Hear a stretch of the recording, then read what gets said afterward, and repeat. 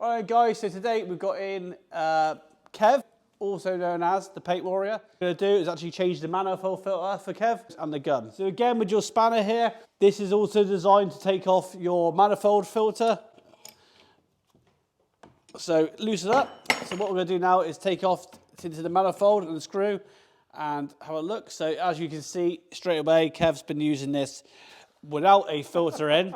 So the reason the manifold filter is on there is it's filtering the paint, obviously before it goes down to the gun, and then there's never filter in the gun. This will come with your sprayer, so all that's happened is Kev's not put it in. It's like genuinely, I just assumed it's like when you buy something, you get like spare bits, don't you? Yeah. Every now and again. There's a common mistake that people do make because obviously, like Kev just said, that he thought it would come in the sprayer, but you have to put your filters in yourself. You have to screw your wet end on. You have to do a few things yourself. You have to build your sprayer up, but it's very important to put your filters in before you start spraying because it's obviously going to filter the paint and it's going to also stop you getting so many blocks in the tip. What it comes with is a 60 mesh. I'll be running 60 mesh in the machine 99% of the time. So what I'll do is push this on and you'll feel like a little click. Let it go on there. I'm going to screw that back down.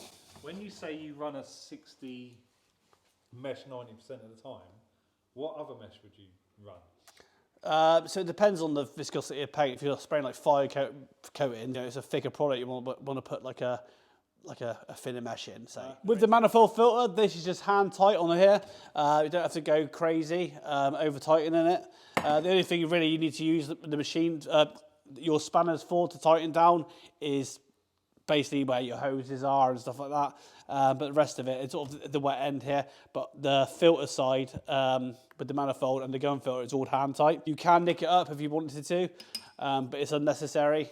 Sometimes they can be a bit stiff when you reopen them, so it's great to use your spanner for that. So in the gun, I'll be using QTech 100 mesh filter, which would be yellow. If you're using Graco or anything like that, then their 100 mesh filters will be blue. A 100 mesh filter in the gun for every paint, I just find that that's the perfect filter. What I'll do now is going to take Kev's gun.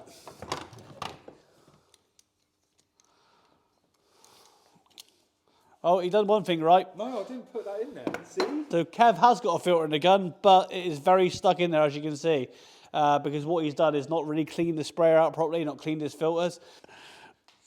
Oh my God. So this is the consequence of not cleaning out your filters properly.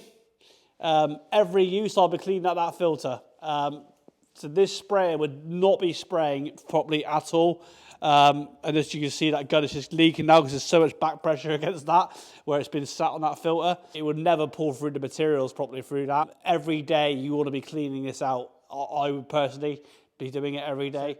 Again, this is be another consequence of that manifold filter because it wasn't there. It's all going straight to the gun filter, and that's why that's taken such a battering. But even still, that manifold filter would have looked like that, and the gun filter would have probably looked about similar to this already because it's never been cleaned. But that is bad. That's a bad filter. Are you surprised that was pulling paint through? I mean, yes. Very surprised that he could even... That machine would be running a lot harder to try and pull that through as well. When you're changing your filters out, don't be stingy. Sometimes, I mean, if it looks like that, just put a new filter in. I mean, every couple of weeks, it's good to change your filter. I would say they're not expensive, like £1. You could buy a packet of these cheap as chips. It's always worth having a pack of filters in the van. I would spend more time trying to clean that than it was worth the filters of £1. So just change your filters out every couple of weeks. And give yourself it just spray a lot better. Your pressure will be less. It would just the paint will just flow through a lot nicer. You won't run the pressure so high because to get that to spray, Kev would have had to have the pressure quite high to push it through that filter. And again, that's putting wear and tear on the pump, which is unnecessary. So sometimes it's worth just a little tub of cellulose thinners. We're just going to I'm just going to dip the end of the gun in there for 30 seconds or so. Just give it a good clean. Just using a toothbrush to clean up all the threads to get everything out before you screw it back down. Make sure that you look after your threads because if you don't, nothing will tighten down properly and it just won't run properly. They're so engineered well, these machines, that if you've got any air pulling in, then it won't run properly.